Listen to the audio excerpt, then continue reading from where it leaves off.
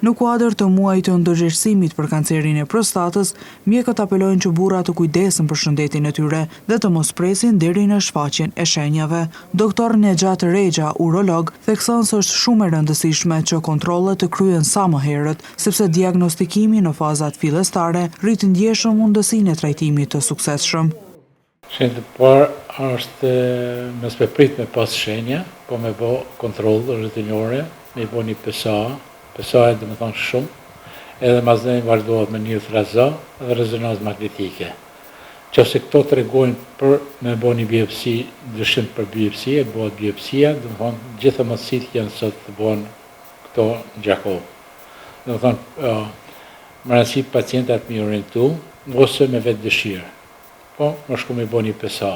PSA janë qëse është pak e rritnu, atje bëhet ultrazani, rezonancë magnetike, nëse është piras 3 te kalon piras 4, bëhet biopsia. Biopsi tregon rezultati është po. Sot mundësit janë shumë të mira për diagnostikimin e hershëm dhe shpëtimin e jetëve.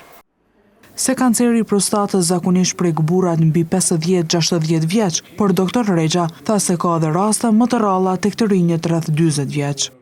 Ka raste më të rralla në moshën 40 vjeçare, po zakonisht 50, 60, 70, po. Ka raste për shembull që edhe 80 vjeç janë për rrugë, kanë jetuar deri 92 vjeç. Urologu Dr. Nexhat Rexha pati një mesazh të rëndësishëm për qytetarët. Mesazhi është për shembull që me vëdësimi popullatës që me bëni screening PSA-s, me bëni është me një analizë gjakut dhe të tregon shumë. Që hala nuk u fut në vetdije, për shembull, se tash në botë kanceri i prostatës janë rangën e tretë mas mushnive dhe nxorve. Domethënë është i treti, të na diagnostikon ma pak dhe rastet e avancume.